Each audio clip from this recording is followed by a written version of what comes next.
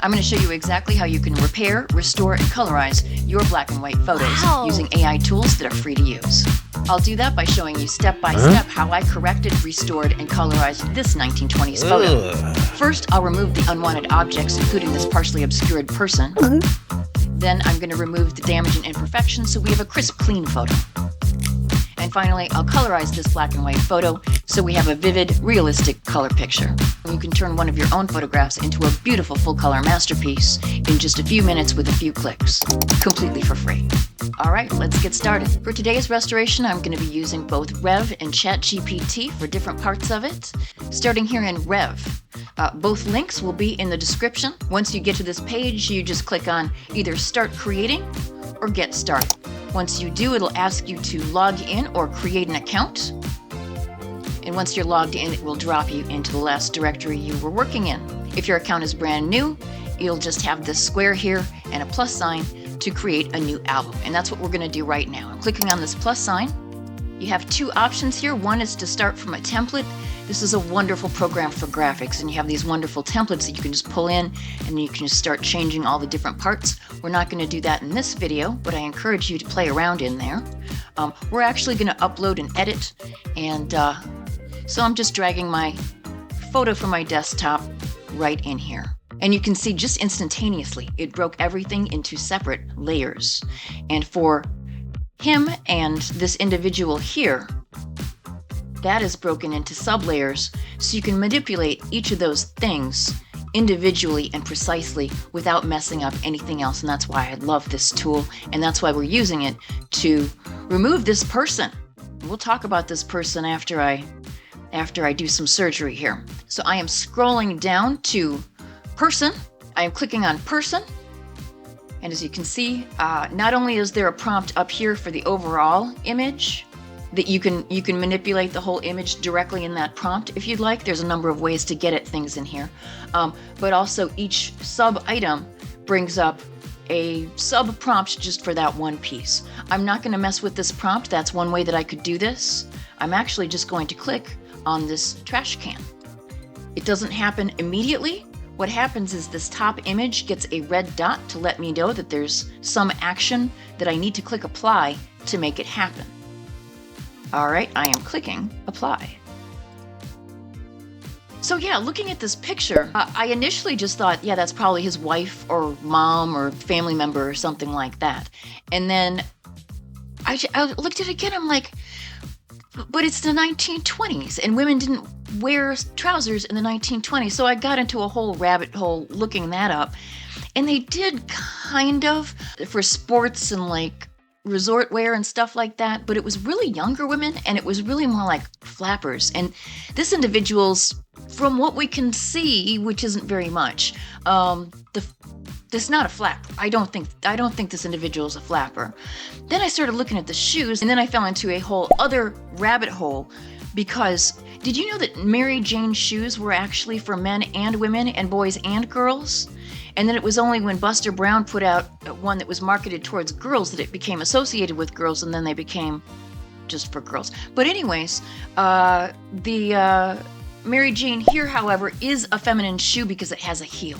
So it is a woman, and I don't know anything else. But you learn such interesting stuff when you're trying to find information so you can restore your photos. All right, look at that. It's just gone. It's just gone. You know, that's something that you would be having a whole wrestling match with prompts to try to get rid of that person, and it would do some weird stuff. And in here, it's very intelligent about when you just want to remove something or you just want to add something. It doesn't mess with anything else, and it can reimagine very intelligently what should be there if that person is not there, because we didn't have this visible the other side of the chair, but yeah, that's exactly what it would look like. So now that I've got this wonderful output, I'm just going to download it, and then we're going to take a little detour and go to ChatGPT. We're going to take a little detour over here to ChatGPT, and this is where we're going to do our restoration. So as good as that looks, all it did was remove the woman and the weird blob and clean that up so it's just him. But it didn't clean it up. It didn't restore it. There's still a lot of flecks and damage and noise in that picture. And we're going to clear that up so it is crystal clear in a beautiful black and white 1920s photograph before we colorize it. I am dragging over the output from Reve and making that my input. And I am pasting my prompt, which I will share with you in just a moment. And while this is cooking, I'll tell you what we are doing here. So I have done comparisons between Reve and ChatGPT, and I found that for restoration, the work that ChatGPT was far superior. So when you do one in Reve, it will restore it for you. You can use the same prompt in Reve and see for yourself the difference. It does weird stuff with textures. It looks good when you're looking at it on screen, but then when you blow it up, you realize it's made some very interesting choices in terms of the textures and things like that. There's a lot going on. There's a lot for it to get confused with, and unfortunately, it doesn't handle that well. So that's why we're coming back over here, and then we're going to hop back over into Reve because I've also tested at this moment in time between ChatGPT and Reve. The colorization in Reve is actually far superior to what you get in ChatGPT. Yeah, that looks perfect, doesn't it? All right, so now I'm just going to save this,